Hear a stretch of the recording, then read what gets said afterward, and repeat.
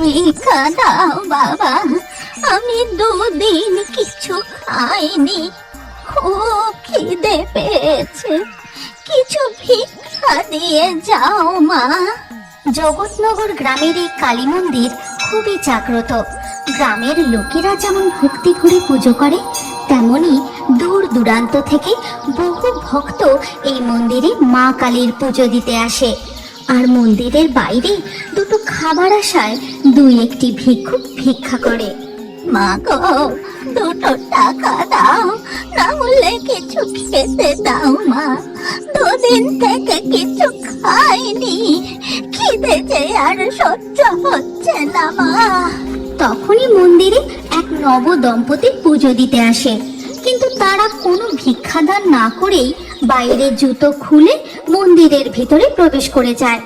নব দম্পতির দুজোড়া নতুন চকচকে জুতো দেখে, আরে বাবা, জুতোগুলো কি সুন্দর, একেবারে নতুন চকচক করছে, দেখেও বিলেতি মনে হচ্ছে। ওরা ফিরে আসার আগে জুতোগুলো একেবারে গায়েব করে দিতে হবে।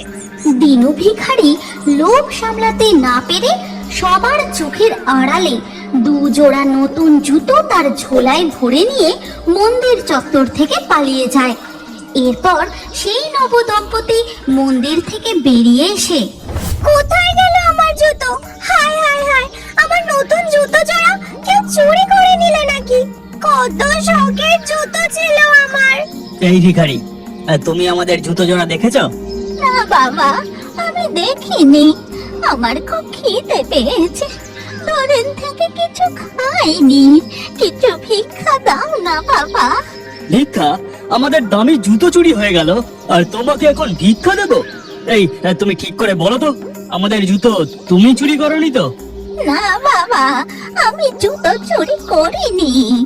জুতো চুরির ঘটনা শুনে সেখানে আরো বেশ কিছু লোক জড়ো হয়ে যায়, আর সবাই মিলে সেই মহিলা ভিখারিকেই দোষারোপ করতে থাকে। হ্যাঁ হ্যাঁ, এই চুরি করেছে, আমি জুতো দেখে লোক সামলাতে পারি, চুরি করেছে, আই চুরি করে এইসব ভিখারি চোর যত সব। এখান থেকে এদেরকে তাড়াও এখান থেকে। আমি জুতো চুরি করিনি, আমি চুরি করিনি। চুরি করে বলে চুরি করিনি, আর যেন এই মন্দিরের সামনে কখনো ভিক্ষা করতে না দেখি। চলে যাও, চলে যাও এখান থেকে। সবাই তাকে চোর অপবাদ দিয়ে মন্দিরের সামনে থেকে তাড়িয়ে দেয়। ক্ষুধার্ত পেটে সে তার কুঠিরে ফিরে যায়। তারপর থেকে আর কোনোদিনও সেই মহিলা ভিখারিকে মন্দিরের সামনে দেখা যায়নি। এরপর কেটে যায় বহু বছর। এই, তোমরা তাড়াতাড়ি পা চালাও, সন্ধে হয়ে আসতে চললো। অন্ধকার হওয়ার আগে মন্দিরে প্রণাম সেরে বাড়ি পৌঁছতে হবে, না হলে। পালকি কাঁধে নতুন বউকে নিয়ে তারা আরো জোরে হাঁটতে থাকে, কিন্তু কালী মন্দির তলায় পৌঁছতে পৌঁছতে অন্ধকার হয়ে যায়।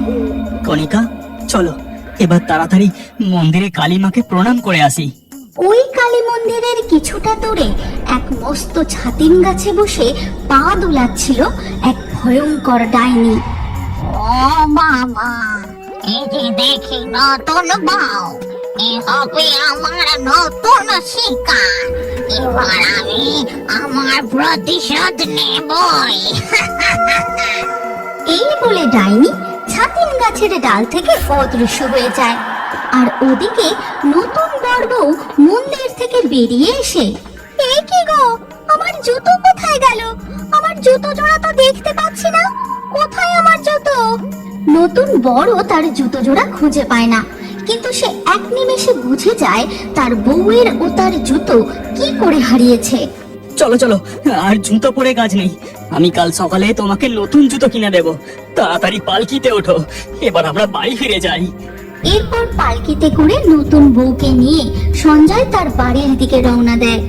নতুন বউ বাড়িতে ঢুকতেই তার শাশুড়ি তাকে বলে, বৌমা, তুমি নতুন, তাই তোমায় বলে রাখি, সন্ধ্যের পর জুতো কখনো বাড়ির বাইরে রাখবে না, কেমন?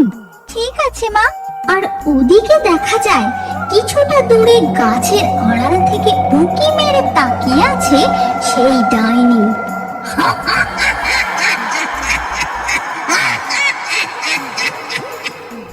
এরপর গভীর রাতে সবাই যখন ঘুমিয়ে, তখন হঠাৎই নবদম্পতির ঘরের দরজায় টোকা পড়ে। দরজা টোকার শব্দে কণিকার ঘুম ভেঙে যায়। কে কে বাইরে? আমি রে, আমি বাইরে দাঁড়িয়ে। দরজা খোল, খোল দরজা। কি অবিকল আমার মতো কণ্ঠস্বর। কে বাইরে? দেখি তো একবার। কণিকা দরজা খুলতেই বাইরে কাউকে দেখতে পায় না, শুধু ধোঁয়ার মতো কি যেন উড়তে দেখে। কি কণিকা, আর তুমি এত রাতে দরজা খুলে দাঁড়িয়ে আছো কেন? ও কিছু না, দরজা খুলে দেখছিলাম বাইরে আমাদের জুতো জোড়া ঠিকঠাক আছে কিনা, না হলে ওই বজ্জাত দিনু জুতো চুরি করে নিয়ে পালাবে। কণিকার গলার স্বর আর ওর কথা শুনে সঞ্জয় একটা ঢোক গিলে জিজ্ঞাসা করে, তোমার গলার স্বর এমন লাগছে কেন? আর তুমি দিনু ভিখারিকে চেনো নাকি? কে দিনু ভিখারি? আমি তো চিনি না। চেনো না? ও, এরপর কণিকা দরজা বন্ধ করে এসে আবার শুয়ে পড়ে। সঞ্জয় কণিকাকে আর কিছু বলে না। এর পরের দিন সকাল হতেই দেখা যায় কালকের হারিয়ে যাওয়া বিয়ের জুতো জোড়া বাইরে রাখা রয়েছে। কি আমাদের জুতো? সে তো মন্দির থেকে চুরি হয়ে গিয়েছিল, এখানে এলো কি করে? চোর হয়তো আবার দিয়ে গেছে। আচ্ছা মা, আমি মন্দিরে পুজো দিতে যাচ্ছি, ফিরতে একটু দেরি হবে।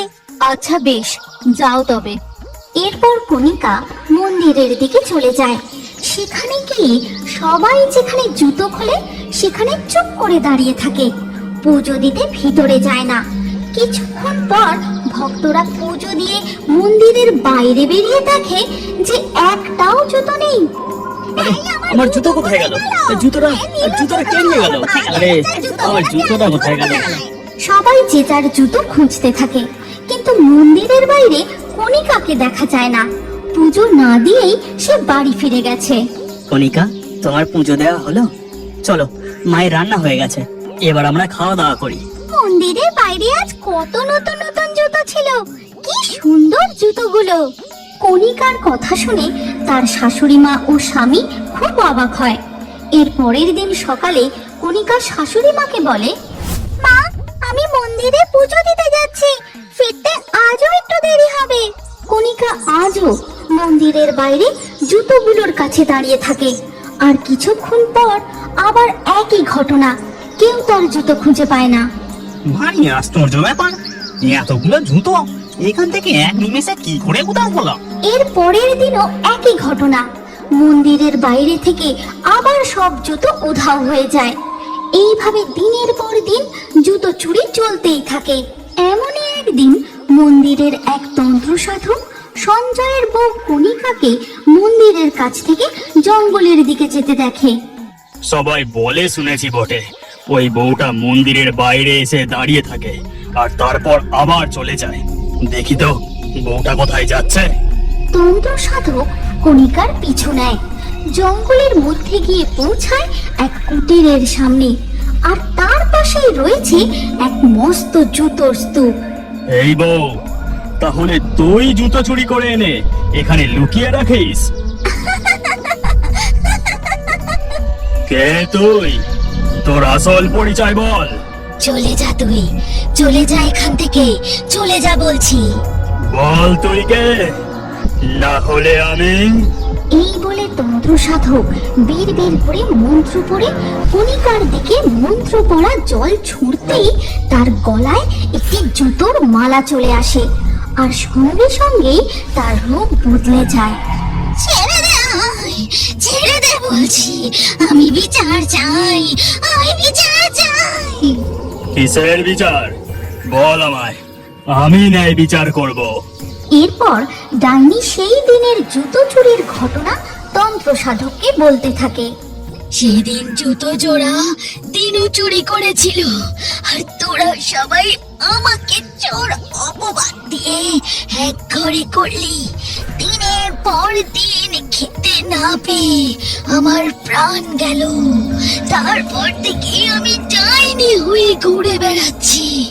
আচ্ছা, তার মানে দিনু সেদিন চুরি করেছিল। ঠিক আছে, আমি ওকে উচিত শিক্ষা দেব। ঠিক আছে, এতদিনে আমার আত্মা তৃপ্ত হলো, এবার আমি মুক্তি চাই।